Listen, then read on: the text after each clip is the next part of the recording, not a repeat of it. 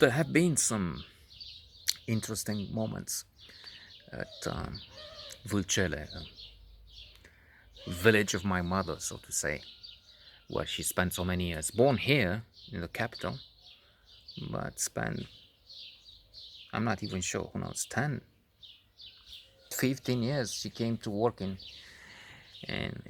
Bucharest, but then spent quite a few years in the countryside where we would visit.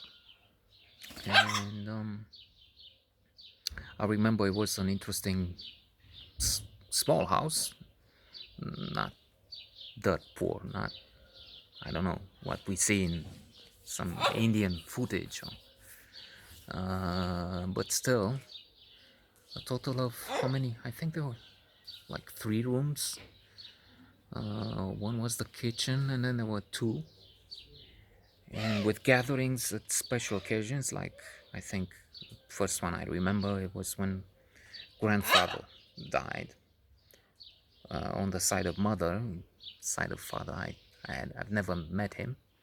I think he died when my own father was a child or so, young anyway. And this guy was old-fashioned, not just old-fashioned, middle-age fashion. I'm thinking serious. 8 children, 4 boys, four girls. I mentioned that. You have to check that. I'm just kidding. You don't have to check anything. In fact, you're better off not watching this, but it's for us. I mean, when I'm gone, they may be offered the chance to watch this on YouTube or something.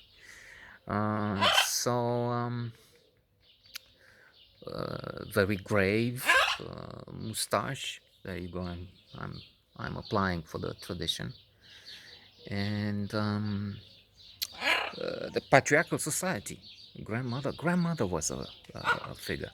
To end this 37 seconds chapter for this guy. I'm not sure how he was actually. I mean, I was just very little, and that's the image emanating from his pictures as well. That's also true. And these were the times, and that's how I see it. But that's more Blink, Malcolm Gladwell, the most influential thinker, psychologist of this age. Blink argues that in less than 1 minute we come to a conclusion, we have an impression, and that remains the way we see things or people. Thin slicing theory. And since I opened this sideline, one of the arguments in favor of this theory is to be found at the top of the business world. Used to be. Now with the pandemic, who knows? If they survive the virus, they're there. If they don't, the company dies, we all die in the end. It's just a question of when, as I think they were saying now in this crisis. So at the very top, the CEOs are not just higher than the average, but something like a third of them have, I don't know, have a height of 190 centimeters thereabouts.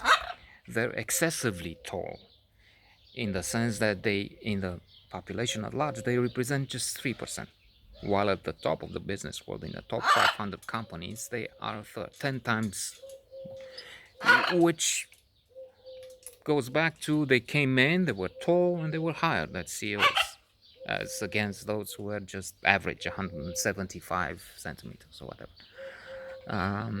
Yes, impressive CVs, but height and looks, that's another study, but let's not go this. I was talking grandfather and grandmother. She's worth more than a chapter, 5 to 7 minutes. Gentle, kind, modest, a very special woman. In fact, I think if we have anything positive, and it's genes. We also know that we have about 50% inherited tendency to be happy or unhappy. So 50% of our happiness is due to genes. We are other optimistic, and we have a predilection for happiness. I wish I had that, or the reverse. And this woman, I'm not sure if she was happy in that dancing at the disco sense, but she was quite serene. She was a very religious woman. In fact, one of the things I remember about her, maybe I was with Adrian, I'm not sure. She